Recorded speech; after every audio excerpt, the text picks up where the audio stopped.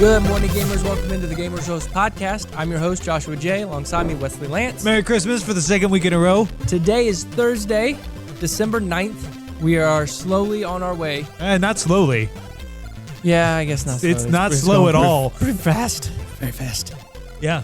I mean, we have walked through Bethlehem this weekend. It's like a big, deal at our church. If you've ever been like a live nativity scene, this is like a live everything. Yeah. And it's been a time. Both of us are feeling a little. So if we're a little low energy this week, that's why both of us have been like dead. We are dead. Setting up for that. And, I mean, I've been stressed out since July when we started talking about it. So I don't know about you, but yeah, no, it's a lot. But hey, tonight is football, so that'll help us. Well, it'll help you. It'll help me. I like watching football. It's the Steelers who are 5-5-1 against the Vikings who are 5-6. So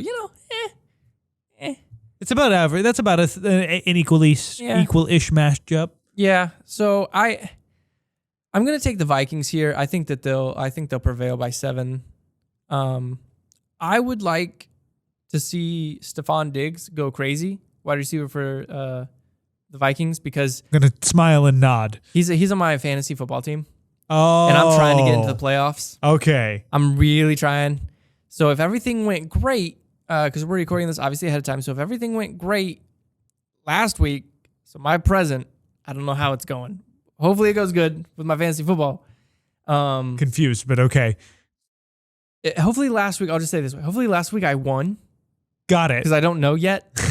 And so that way, when I play this week, I will have a better chance of getting into the playoffs. This is going to be one of the few times that my weird, obscure video game knowledge overlaps with your football stuff. There's a line in one of the Pokemon movies where they get picked up by Vikings, and Brock says, "I didn't know Vikings were still around." And Ash says, "Yeah, they mainly live in Minnesota." Oh my gosh, that's awesome. So, Pokemon and football actually collided for one brief moment back in 2002. Interesting.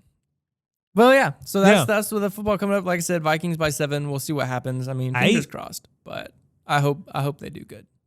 Cool. So I'm gonna smile and nod because again, with the football predictions, no, I get definitely not my cup of coffee. Well, as we can tell, it's not been mine either. I've been wrong quite a bit. Yeah, but at least you pay attention. Yeah. I you give me this prediction and then I promptly forget it right afterwards. I'm sorry. I don't think I've really re-looked at all of my predictions this whole year. We should actually, at the end of the year, once the season is over, go back. I've probably gotten maybe on the dot, none. I would be surprised. I've probably gotten the winners and losers a couple times. I would be surprised if you didn't get any of them. So we'll have to see. But, well. All right, coffee this week. It's interesting. It looks interesting. I mean, it smells interesting. We haven't tasted it yet, but it's the Dust Dutchman Essen House, which is a place here in Indiana. It's Shipshawana, and they made an amaretto flavored coffee. What is amaretto? It's I think it's like a cherry, maybe rose. Amaretto is a sweet Italian liqueur that originated in Serrano. Depending on the brand, it may be made from apricot kernels, bitter almonds, peach stones, or almonds. Yeah, so I totally lied. I had no idea. I was just trying to say what it smelled like. So it's alcoholic. Amaretto coffee would not be alcoholic. No, it's not alcoholic, but I guess it's supposed to taste like a liqueur. Weird. Okay, like a liquor. No. Liqueur? No, liqueur is different than liquor. It's just like saying it fancy. It's like the French people do it. No, I think there's a technical difference. A liqueur. So amaretto flavored ground coffee. It does smell like cherries. Would you like some of my liqueur? Please stop. I'm a horrible accents. Yeah, okay. Let's just try this. I think we both need a sip of coffee. It smells a little bit like cherry and rubber. A little bit. So rubber.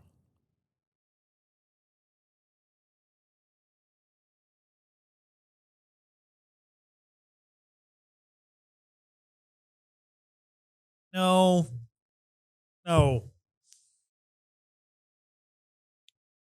It tastes the way burnt fireworks smell. Too much liqueur. I don't know what is up with that. The coffee taste itself is not bad, but it's overpower. How do you overpower a coffee taste in coffee? Yeah, that's... Oh, boy. It's like I'm tasting a warm cup of, like, medicine. Yeah, and it kind of has a cough medicine, like burnt cough medicine. If you want a coffee, don't go with this. Don't go to the Essen House. If well, you want maybe the if you want some Amish crack, go to the Amish. Okay. Or the Dutch Osh. First of all, that's Rise and Roll, not Essen House. Don't they make Rise and Roll donuts? No. They have their own kind of Rise and Roll. Yeah, but it's not Rise and Roll. The specific. Okay, so Amish. See, crack, I don't like it personally. We have to define this for people that are not from the Midwest. Amish crack is what we refer to as. There's this bakery, Rise and Roll Bakery, that makes these like cinnamon cake glazed donuts that are like you can smell them and you will gain 5 pounds. They're so good. Well, and they have so much powder on top. They have so much powder on top that like it kind of looks like powder cocaine a little bit. Just got it all over your face. And they're just addicting. They're really, really good. So they're called crazy. Amish crack. They're cinnamon powder donuts. So Essen House doesn't make those. I've had Essen House coffee. It's not bad. It's not great. But like this is, if you're gonna get anything from Essen House, maybe just stick to the regular. I just thought, I was like, would we offend the Amish by saying Amish crack? But they don't watch the podcast, so they're not gonna see it. So we good, man. We good. To all of the Amish listening on their like crank phonographs. Jedediah, start cranking the radio. It's a terrible Amish accent. Do Amish have accents? Some of them do a little bit, yeah, and it doesn't sound like that. That sounded like a pirate. Oh, an Amish pirate. That could work. It's it couldn't. It's a movie. No, it couldn't. Amish pirates. Josh, it could not. That doesn't work. We are the pirates who also are Amish. We just stay at home and churn our butter. Then you're not a pirate. Well, they're land pirates. I'm trying to think of what other. On. Okay, yeah, we got to move on. So, wait, we got to rate the coffee. 1. Yeah.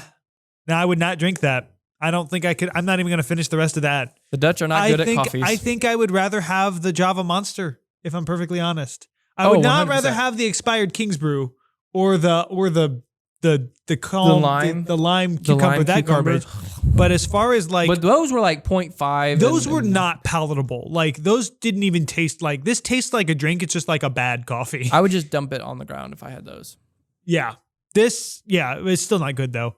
Unless maybe you like amaretto. Maybe I just don't like the taste of amaretto. Well, yeah, that could be it. That could be it. But anyway, so yeah, no, 1, not good. So give it a 1. All right. Roast of the week? Let's get it. Roast of the week. Here we go. At first, I thought that this was roasting the particular content creator that it was featuring, but then I actually read the article, which, keep in mind, everybody, read the articles before you just share the headlines. That's a free internet tip for you. Kotaku.com. Former Twitch subathon star Ludwig suspended days after switching to YouTube. So this mega streamer Ludwig Agren was streaming on Twitch for a while, and he just recently switched over to YouTube. And he was temporarily banned less than a week after making the switch. His mistake? Briefly streaming the smash hit children's song, Baby Shark. He was live streaming himself watching YouTube videos. He was trying to determine what the greatest YouTube video of all time was. And he's quoted saying, "I was trying to look at the 50 most classic vintage greatest YouTube videos of all time to find out what the single greatest YouTube video of all time was. And on the way, I ended up listening to just a few seconds of Baby Shark, which I won't dare listen to for another second for the love of God. I am pretty sure the corporate overlords who own Baby Shark have an iron fist on YouTube, and so they took me down." And I just cannot believe that Baby Shark is copy protected to that degree. Because normally when you stream copyrighted material, YouTube will just like silence the stream and like you won't make money for that portion of the stream. And they're like, or like you have to give a portion of the proceeds to whoever owns that copyright. But they took him down for 3 seconds of Baby Shark, which is just insane. Like it's a kid's song. Well, like, does YouTube have anything? Like, if it would have been on Twitch, it probably wouldn't have been taken down, though. Probably not. Like, yeah, because that's what the and I know we stream and we stream on Twitch. We go we put this stuff up on YouTube. But yeah, if I could do everything on Twitch and it get the same traction, I probably would. Well, I'm not entirely sure why he left Twitch. YouTube probably paid him to switch over. They've been paying certain streamers to switch and go fully on to. Well, then they can't pull this kind of garbage because I know they'll switch back. Yeah. They're like, okay, well. So they're saying, Kazaga was saying Baby Shark is probably more of a lightning rod for legal trouble than most because Pinkfong, the South Korean company that did the most famous recording, the recording that you think of when you think of Baby Shark if you're under the age of 15, because Baby Shark has been around since we were kids, but like just doing the motions, not this specific video. And Pinkfong owns this video and they are like nailing people who use it because heaven forbid they sing a stupid Baby Shark song and not give you $8.5 million. And they didn't come up with the Baby Shark song? No, they didn't. This makes me just as upset as NFTs. Not just as upset as NFTs. They're stupid. It's pretty close, though. I'm like, I just feel bad for this guy. People are greedy. People want their money. Pay them their money, or they'll do everything they can to destroy you and your family. They bring you down. Yeah, you cannot have a career. Yeah. People are like, oh, you want to make just a little bit of money? No. It's my money. If I don't get any of my money, it's like our government. Oh, no. Shoot. This watch swings Why? Why would you say something? You brought it in. You invoked the name. Just say it 3 times in the mirror. Joe Biden will appear behind you. Gross. Wow. We can't record when you're tired, man. Oh, man. So anyway... Anyway, I think I'm feeling particularly passionate about this because I've spent all week trying to figure out copyright for our church, trying to show It's a Wonderful Life in service. Yeah. And they're like, well, if you pay us $1 million, then yeah, we'll have the license. It wasn't $1 million, but it was a significant amount of money. And it's dumb. It's like it doesn't make... We're not trying to make money by showing these things. Like, you know what I mean? It doesn't matter. That's why everybody was like, well, I'm just using it for personal use. I'm like, copyright still applies.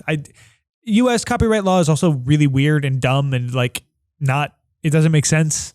And at one point, there most likely you wouldn't have gotten in any legal trouble, but the moment you say that and do it, you get in a lot of legal trouble. That's the time the Baby Shark people are like, "Rah, Daddy Shark, crunch." Yeah.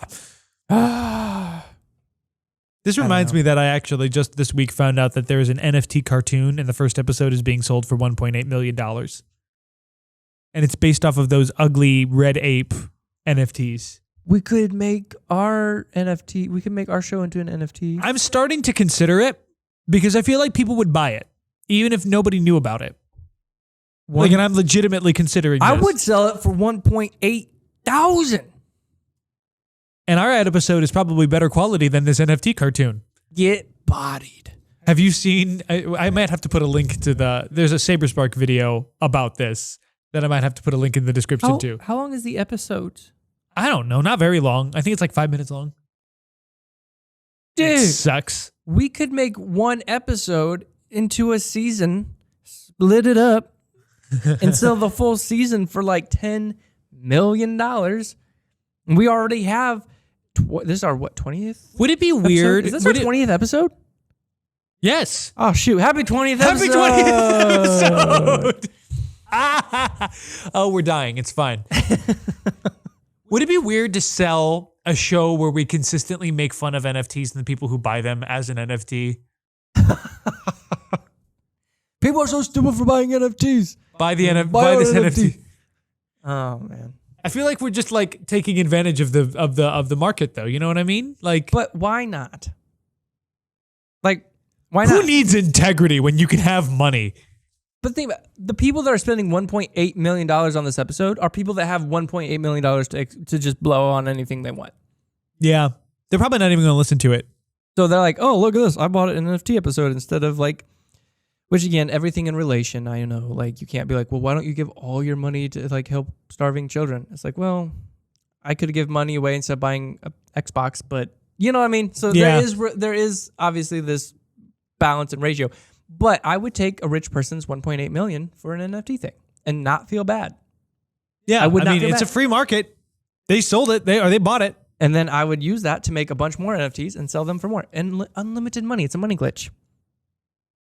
Maybe Except that's for when it gets patched. I feel like God is about to patch the economy. Well, maybe that's just what the simulator overlords are doing. They're typing in cheat codes, and that's what NFT stands for. Yeah. I don't know. That actually cheat codes. That makes a lot more sense. Actually, it's a game genie. So it's like left, right, up, down. The Konami code. L1, R2, R3. That's not the Konami code. Well, no, I'm just saying. Up, down, left, right, AB start. How do you remember that stuff? It's the most famous cheat code in video game history. We're a video game podcast. How do you not know it? It's in Wreck-It Ralph, Joshua. Shut up. Disney knows the Konami code. Of course they do. That's why they're so rich. Yeah, that's a whole nother thing. Walt Disney had a big NES controller in his office, and just every morning he got up and he went boop, boop, boop, boop, boop, boop, boop, boop, boop, boop, boop. He got money. That's how he got Gives you $30,000. Wouldn't that be hilarious if like that was his passcode to get into his vault? The Konami code? Yes. That would be funny. I mean, it would be weird. Also, the Disney vault is not actually a thing. You know that, right? Right. Yes. I'm just saying like his personalized home vault, like gotcha. Where people keep a lot of monies. He just has an NES controller on it, and you have to put the Konami code in. Dude, Konami hadn't been... Disney was from the 40s. The Konami code is from the 80s, from Contra.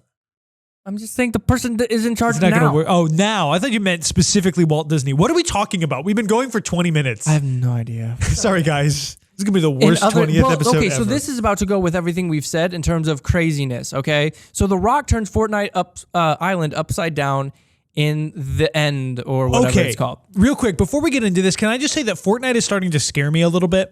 I love it. Why do they have access to everything? I hate playing it, but I love the fact that they're able to cross every stinking How is Lara Croft, Spider-Man, and Dwayne "The Rock" Johnson all in the same game, in the same storyline? Like the multiverse? I guess. I'm starting to get the feel. Well, okay, especially with Spider-Man No Way Home coming out, I'm starting to wonder if like we're going to like get this like thing where all movies are all of a sudden in the same universe, and all of a sudden we have just like one big media conglomerate feeding us all of our entertainment, and it kind of scares me just a little bit. I was going more of a positive route of where everyone can do everything and use everything for their own enjoyment, because freedom, America. Freedom is an illusion. No, it's not. Don't tell me that. Freedom. The only way we're going to get that kind of media freedom is if one person owns everything. Well, that's dictatorship. Exactly. Freedom is an illusion, Josh. Freedom is dictatorship. Okay. Is that what you're saying? No, I'm just saying that like the only way to get that kind of... No! I don't know what's happening. I don't know what's going on. I'm sorry, everyone. So this is from Kotaku and anyway, by Mike Fahy. It's actually probably Fahy. Fahy? Yeah. I don't know. I don't know. No, stop it. We got to keep it under control. We really do. The Rock turns Fortnite Island upside down in the end. It's the Cube Queen versus Dwayne the Foundation Johnson in the epic conclusion to Fortnite. That sounds like a wrestling 2. match title card. It does. After months of speculation and sly Instagram tease, Dwayne Johnson is revealed as the voice of the Foundation in the dramatic conclusion to Fortnite Chapter 2. Watch The Rock turn the entire island upside down, literally. The Foundation is the leader of the Seven, an organization dedicated to keeping the imagined order, IO, from abusing the nexus of all reality in Fortnite. Appearing as a helmeted figure in Fortnite's second chapter, as well in the special Batman/Fortnite crossover, which is insane, comic. Today, the Foundation's face covering finally came off, revealing the handsome mug of Dwayne Johnson. And he also is doing the thing. Smolder. Yeah. Johnson's appearance is no surprise to keen-eyed Instagram followers. A couple days ago, the wrestler/actor posted what looked like an ad for his Zoa energy drink on his Insta. But inside the refrigerator housing, the beverages was a replica of the Foundation's helmet. The Foundation played an important role in today's one-time only The End event of Fortnite. As the Cube Queen, who's been besieging the island for a large portion of Season 8, prepares a final attack on the forces of good, the Foundation arrives at a similar bunker deep beneath the island's surface just in time to save Jonesy from termination at the hands of the sinister Dr. Sloan? I don't know. Don't yell at me. Dr. Sloan? Yeah. Jonesy and the Foundation make their way to the bunker's control room, where the pair prepare to take us to the other side. Cut to the surface, where another member of the Seven, known as the Scientist, voiced by someone sounding a lot like Joel McHale of Community, leads players to the island's core. As the entire landmass begins to tilt, players are shot out into the ocean, where they witness the final demise of the Cube Queen. Turns out, even a being possessing ultimate power can't survive having an entire island dropped on her head. You can watch the entire event from this person's perspective, and if you click the link, and I watched it, and it looked incredible. It looked amazing. So Fortnite's down for a few days as they prepare for their start of Chapter 3. So we're in Season 8, Chapter 3. Okay. So I would think like episodes. Yeah, like episode. Yeah. Maybe. I don't know. It's just so weird to me that Fortnite, like, for a while, Fortnite was like a meme, and now all of a sudden it's like a mass media franchise. Yeah, they have like, people are taking the story of Fortnite as seriously as they do some of the Telltale games. I almost added it into it, but they have Gears of War character in there. They have Gears of War characters in Fortnite now. Is Crash Bandicoot in Fortnite? I don't know. I haven't kept up with everything, not even the story really of Fortnite. Oh, I want to look this up real quick. If they ever get Pokemon into Fortnite, that will be the day. That will be the day that we all die. Fortnite special characters. So glad I've got my laptop that I can actually Google things very quickly.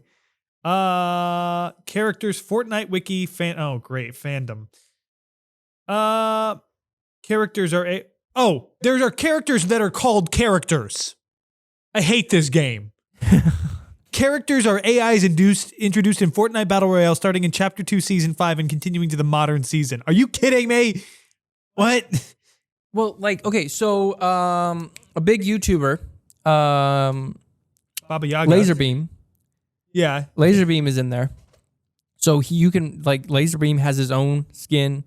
One of his friends, her name's Fruity. I'm not sure if that's her YouTuber now, but she's in there. So Creator's in there. But I mean, it's crazy, dude. Like Muselk, I think he has his own skin. I don't want. This is so weird. This is just Fortnite. Yeah. Oh yeah. No, that's what it is. Fortnite skins. I just want to see. This is. Sorry guys. I promise we're going to talk about other things. Here we go. Fortnite skins list. ProGameGuides.com. There's Harley Quinn. I remember that. All rarities. 8-ball. How many? Oh my word. This is insane. Fortnite gets crazy, bro. Dude. Look at all of these. Yeah. It's insane. Black Widow. I knew that there was some Marvel stuff in there, which, I mean, Marvel. Yeah, they had a whole Marvel season. The Aerobic Assassin. This guy Jones keeps popping up a lot. Oh, yeah, I forgot Aloy got added, which is weird because she looks a lot like more friendly in this one than in Horizon Zero Dawn. So wait a second. So Fortnite's on Xbox. So it's cross-platform. So one could, right. But what I mean is, like, it's also on Xbox, like in conjunction with PlayStation and with PC. So one could say that you could play her on the Xbox, even though technically it's a PlayStation exclusive. Yes. Loophole. Ha. Yes, you can play as Aloy in Fortnite. Boom. Loophole. These are weird. These are Ghostbusters, everything, dude. Okay. Baba Yaga is in this. That's weird. Anyway, sorry, I'm getting distracted. But yeah, it's definitely, Fortnite is an interesting beast. Everything is just weird right now. The metaverse, all the movies being the same, like all Fortnite doing everything, like everything. Are you starting to see why I'm a little worried that everything is like coming together? It's a weird time to be alive. If you look at everything with crypto and you look at everything with the movie industry, the gaming industry, NFTs, metaverse, social media, like it is, everything's shifting right now.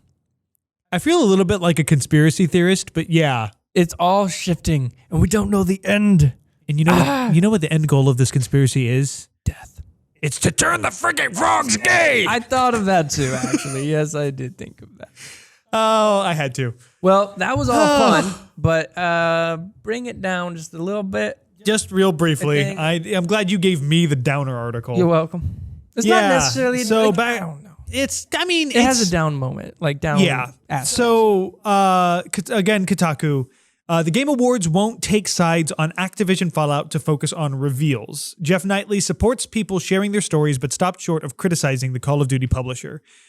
So Jeff Knightley is the host of the Game Awards. Well, I think he's the creator of the Game Awards. And he has told the Washington Post that he's still thinking about how to navigate Activision Blizzard's involvement in the ceremony following the latest reports of sexual misconduct at the publisher, which just keeps happening. I feel like we've been talking about this since we started the podcast back in what was it, March or April? It's been all year that stuff keeps coming out. So Keighley said, "We want to support employees and developers," but added he added that he supported people coming forward with their stories, but also didn't want to diminish developers' opportunities to spotlight their games. "We have to think very carefully about how to proceed here," he said in the interview. Despite being one of the most prominent figures in the video game industry, Keighley has so far refrained from calling out the reported years of abuse at one of the biggest gaming companies in the world. And then they go on to say that actually the big three, Nintendo of America, Xbox, and PlayStation, all of their heads of, I think, their American branches have all emailed their employees expressing their disgust at the allegations. However, they've never said anything about actually changing their business relations with Activision. So, for what that's worth. So, he's kind of echoing a lot of what we were saying when we first started talking about the Activision Blizzard stuff, in that he doesn't want to punish the actual people making the games and the hard work that they've put into the games that they've made. So he doesn't want to punish them by removing them from the running, because obviously not everyone that worked on the games needs to be held responsible. So, but at the same time, by including Activision and not saying anything, it does feel a little bit like you're overlooking it. So I don't know. I hesitate to call people out for being middle of the road, because I do sincerely believe that a lot of times that's where the truth is found, is in the middle of the road, not in either of the extremes. But when it comes to people being harmed in such a personal degree, sometimes you do have to pick a side, and it's not fun. And it does mean that you are going to be harming some people. But I mean, people have been being harmed at Activision for years now. So I don't know. Here I am criticizing him for being middle of the road and staying middle of the road myself. It's hard because I like how he said we have to think very carefully about how to proceed, because it's not a one size fits all. It's difficult in how everyone has to do this now. And it's all Activision's fault for doing this crap. Yeah. They're the ones putting everyone in this bad spot. So they're making it hard on everybody. And maybe this is a whole different I said Jeff Keighley before. I've heard people pronounce it that way. Did I not say Keighley? You said Knightley. Oh, it's Keighley. I'm sorry. I'm confused for a second. No, that is definitely. I'm really tired, guys. I'm sorry. That's 100% Keighley. Okay, I was like, maybe I've just been pronouncing it wrong. But no, so it's not Jeff Keighley's fault that he now has to walk this thin line of trying to figure out what to do.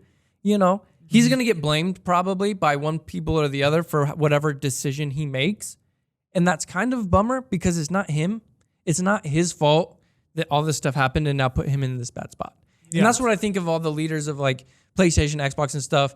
Yes, they emailed their employees and said all these things, but then some people are like, well, they need to cancel all their stuff with Activision, or well, they shouldn't cancel all their stuff with Activision, or what about, and they got to make their best judgment call, and we have to respect that. And we have to look at the best in them and hope that they made it out of their heart and how they felt, and not necessarily out of their wallets, even though it's easier to go off of that. It's just, what makes it especially difficult is it feels like every single day we hear more and more news about just companies in general. And every time you see a new news story, it's harder and harder to believe that they're in it for anything but profit. And I mean, that's right. Unfortunately, when it comes to corporations, they aren't.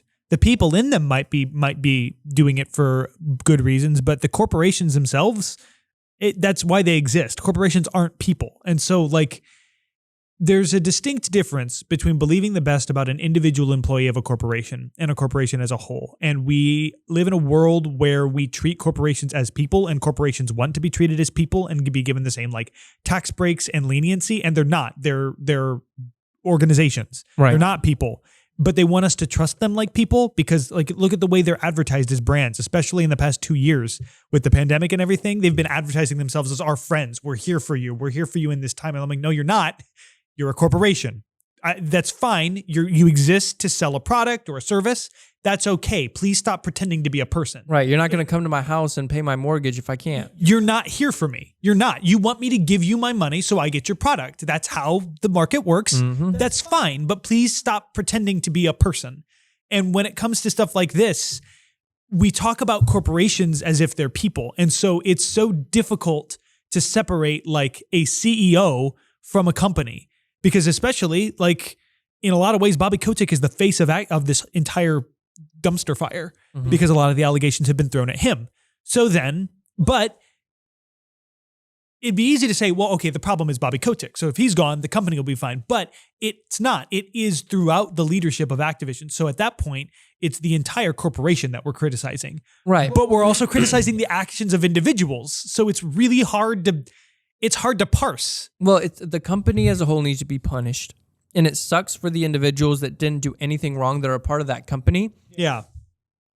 But they're associated, they're guilty by association, essentially. Like, not necessarily them as a people, but their job will suffer because the company itself suffers. It's like when you buy into a stock. Like, if I bought into Tesla and then it came out that Tesla was doing a lot of illegal things, and so the government said, okay, everyone that works at Tesla is going to be individually, prosecuted based on their level of involvement. Tesla is no more. I lose all my money. Right. Like, my stock goes down. Like, I'm guilty by association, and my penalty is my stock goes down. Did I do anything wrong? No. Do I suffer? Yes. And that's what sucks, is the people that make these decisions at Activision are now affecting so many other people. Yeah. Your actions have consequences far beyond just yourself. And in this case... Sorry. When you said your actions have consequences, have you ever seen the video of the kid going, when will you learn? When will you learn? No. That your actions have consequences? And his voice, I can't even do it. Oh, ow.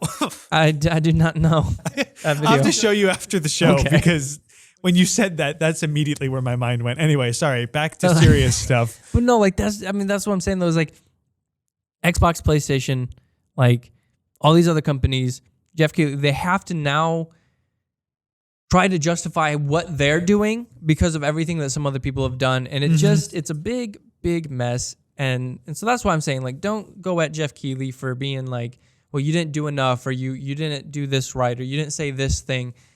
He's trying to do what he can, and he genuinely is a good guy. I've listened to quite a bit of his stuff. I've never obviously talked to him, but just from a lot of interviews and just different things that he's been on, he seems like a really cool dude, and he's trying to walk this line. He's trying to do the right thing, and it's hard when you have everyone telling you everything different. So, because I see his point. I mean, the Game Awards exist to celebrate the efforts that go into video games, right? The artists that create them. And so he doesn't want to eliminate people that have done their best work because they're associated with horrible people.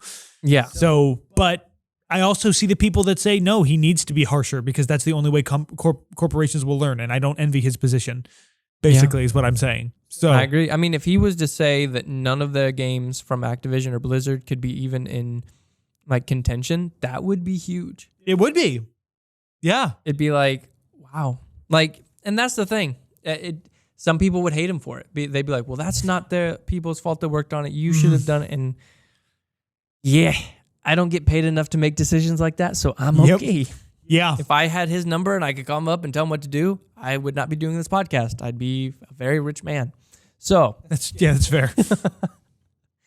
Anyway, thus ends the serious portion of the podcast where I only screamed once. Yeah, so that was a new record. Moving on to some cool stuff, some good news. This is on PC Gamer. Andy Chalk said Todd Howard cryptically teases two big step-out moments, quote unquote, for in Starfield. The upcoming sci-fi RPG will be more grounded than Bethesda's previous games, but will still offer big moments. That makes me laugh because it's very ironic that it's more grounded, but it's the only Bethesda RPG that doesn't take place on the Earth. Well, the rest is like magic and dragons. It's a pun. Grounded. Earth. I thought you were being not, literal. No, it's not on the ground, Josh. I get it. It's now. the only one that's not on the ground. It's in space. Ha Over my head. Anyway, Bethesda has served up a new look at its coming sci-fi epic Starfield in an extended video featuring game director Todd Howard, studio director Angela Browder, and art director Matt Carfano. My gosh, names are hard. Talking about some of their inspirations for the game and how it's different from, but still similar to, earlier Bethesda RPGs. Quote, Quote, we were doing Morrowind and looking at what we might do after that and beyond that. And we had a list of what are other type of worlds we want to do and things like that. Obviously, Fallout was at the top of the list if we could do that. And that luckily came true for us. And right behind that was science fiction, end quote.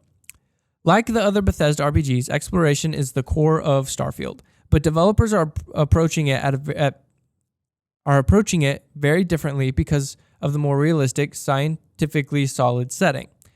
Quote, whereas Skyrim is sort of an epic fantasy, this is more of a grounded game in a grounded setting about exploration, Carfano says.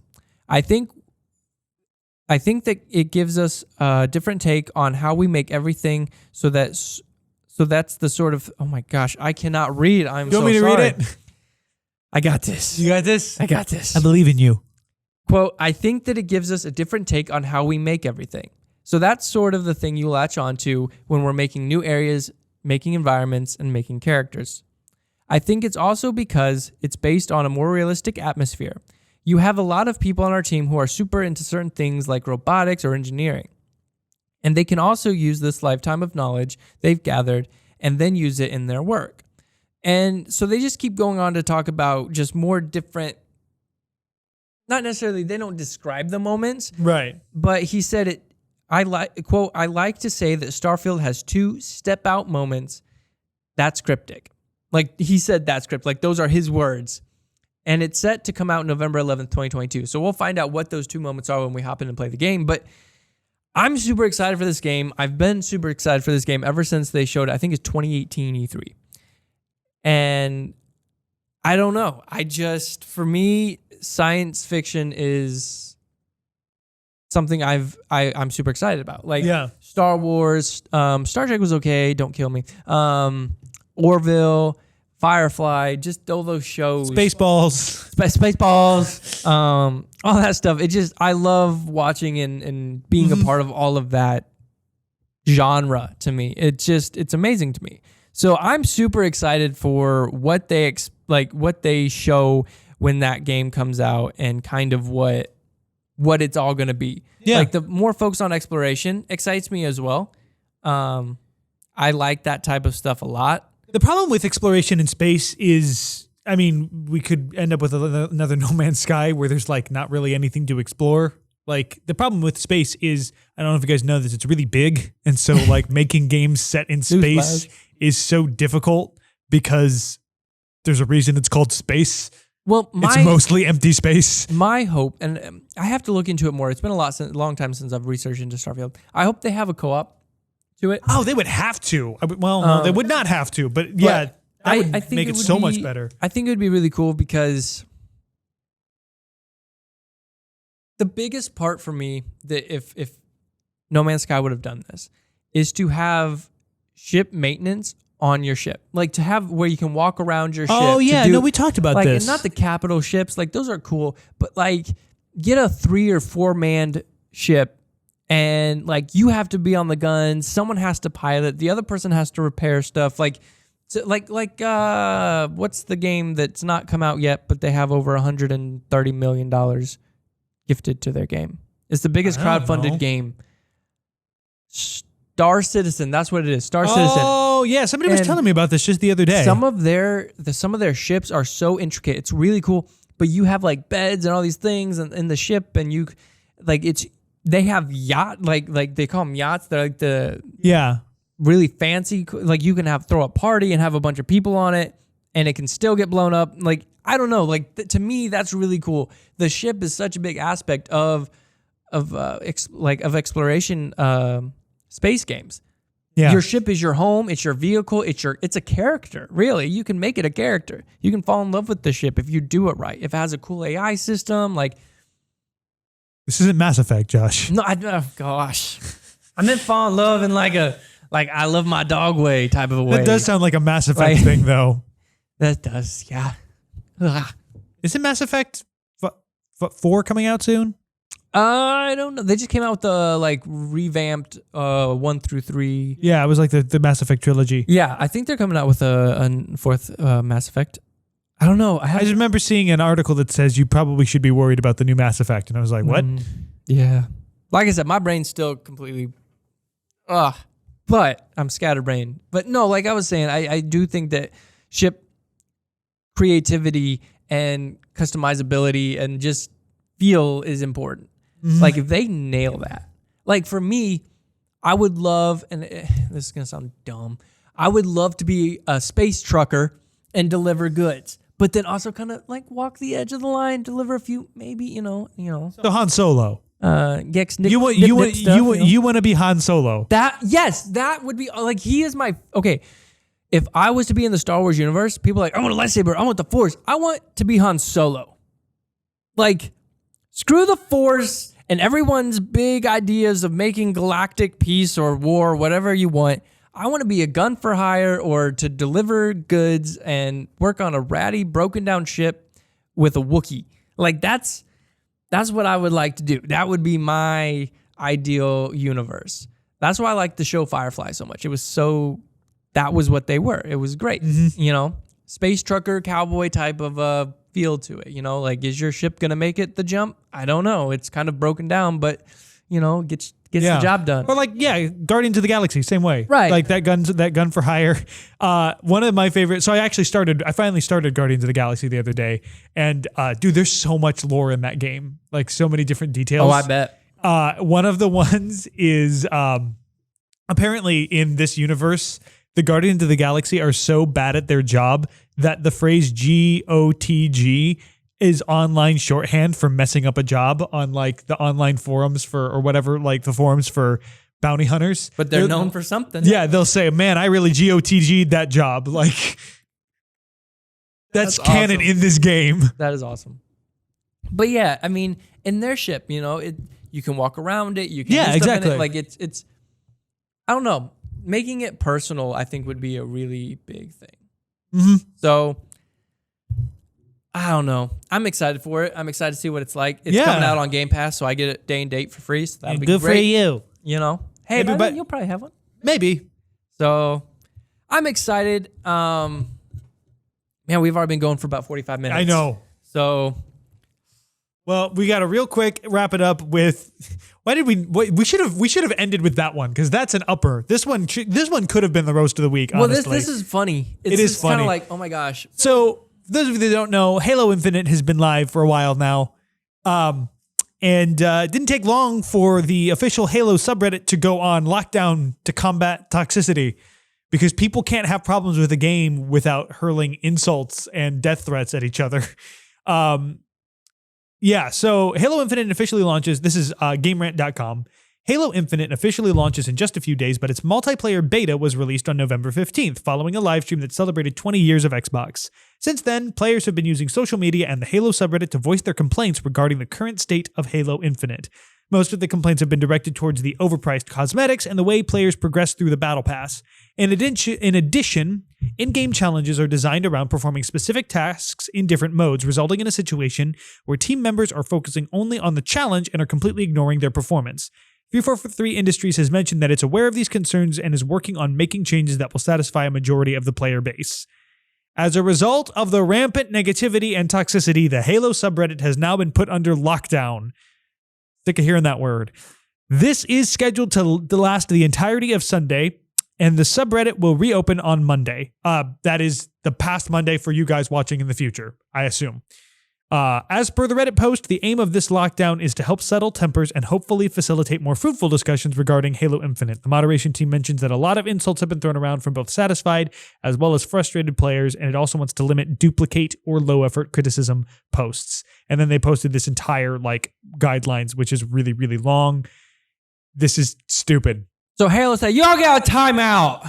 Yeah, essentially, that's what they've put everyone in timeout because they cannot give critiques without hurling insult or take critiques. Because the thing is, it's also coming from people who like the game. They're also being toxic towards people who don't like the game. Like, guys, You can have problems with the game, and that doesn't mean that the people who like it are wrong, and vice versa. You can like a game, and it doesn't mean that the people who have complaints are stupid. Right. I like Battlefield. There's a lot wrong with Battlefield. Yeah, there's a lot of, and I'll play it. There's a lot of people that are complaining about Battlefield. Yeah, and rightfully so. There's some stuff that's kind of like, that's bullcrap. But you deal with it. And like I said, I grew up in Modern Warfare 2 era where, man, it was just bad. But we also kind of all were like, it comes with the territory. We move on. No one got put in timeout unless they said some really bad. Like, to get banned in the days of Modern Warfare 2, you had to do some insane stuff to get banned for like saying something. Yeah. Like, otherwise it was just like, hey, not cool, bro. Or they'll say something back to you about your mom. So, Yeah. We've talked about this a lot too, that I have mixed feelings about the way online discourse goes and the way that like censorship goes, because on the one hand, you kind of have to know that people are just going to be terrible. And, we do live, I like for people to be able to express their opinions, but also I don't like people having such free access to like destroy people. And like, maybe I guess you could say that like, you just got to kind of get used to it, but I also don't love that implication either. It's kind of, I feel like there's, like you said, walking the middle. There's a little bit of middle ground. Some people have to be a little bit tougher and understand that the world is a bad place. I'm sorry, but it is. There are bad people out there going to say bad things, going to be very rude and very mean. Especially on the internet. Exactly. However, they still need to be held accountable. You still need to do what you can to limit the amount of toxicity that comes in, but you're never going to be able to fully get rid of it. It just isn't going to happen. So when you get on the internet, you have to understand these people don't know me. They truly don't understand who I am. I'm not defined by what they say about me. However, what they're saying still isn't cool. So you gotta really balance that. That's why when my little girl starts growing up, man, she's not gonna have social media. She's not gonna have some of these stuff until she gets older. Until I know she can kind of decipher what truly, and even then still monitor. Well, and the frustrating thing about it is a lot of the kids that like they're like 9 and 8 year olds that have TikTok, for crying out loud. But like the age of like from like 12 to about 16 or 17, and this is a physiological fact. You can look up the research on this. The part of your brain that is aware of other people's opinions of you matures faster than the part of your brain that is aware of your own self-image. So for that time, you literally are programmed to pay a lot more attention and give a lot more weight to other people's opinions about you than you are to feel good about yourself. So that's the time that all of these people have social media, where the entire point is to get people to like you and to like get them to say good things about you. Right. And they don't. I mean, some people do, but like the internet is so full of people who just enjoy tearing others down. And then you're at that point where someone tearing you down is literally, you were programmed to have that do the most damage it possibly could. Yeah. Which, God is perfect. But it seems like a design flaw. Seems like a little bit of a design flaw to put that part of the brain to mature faster than you know what I'm saying? Like, but he knows best, and also, we ate the apple, so. Yeah, you did eat the apple. Oh man. Yeah. No, but it's a weird quirk of human biology. Yeah. So be careful out there when you're playing games and don't contribute to the toxicity. I think that's what makes this so stupid, is the fact that like it wasn't just like one person that was being toxic. Because toxicity breeds toxicity. The entire subreddit got taken up with it, and the mods were like, "All right, we got to stop this." Yeah, it feels a little bit like, I guess it's like putting a lid on a grease fire. You're gonna starve it of oxygen. Yeah, and then when it opens back up, they'll all attack it for being down. So we'll see what happens. Like I said, at least then they will be united on one front. There you go. Nothing like the power of hatred to bring people together on the internet. Let's channel that towards Activision and blow them up. Yikes. Not literally. Don't go blow up Activision and be like, Gamer Real Podcast told me to. I don't need that right now. This week is stressful enough without the FBI being like, did you participate in terrorism? It's like, no, I did not. If you do participate in any type of terrorism, please do not incorporate us, okay? Please do not sue us. We are not a part of your terrorist acts. Anyway. We were going to end on a good note. It's been a long day. That did not happen. Yikes. This is the Gamers Roast podcast. We hope you guys have had an interesting time with us today. Play lots of games, drink lots of coffee, don't commit any acts of terrorism. And don't drink amaretto. Yeah, or be toxic. Anyway. Don't drink toxic amaretto while you're performing acts of terrorism. All right. We'll see you guys next week. Bye. Merry Chrysler. Oh, gosh.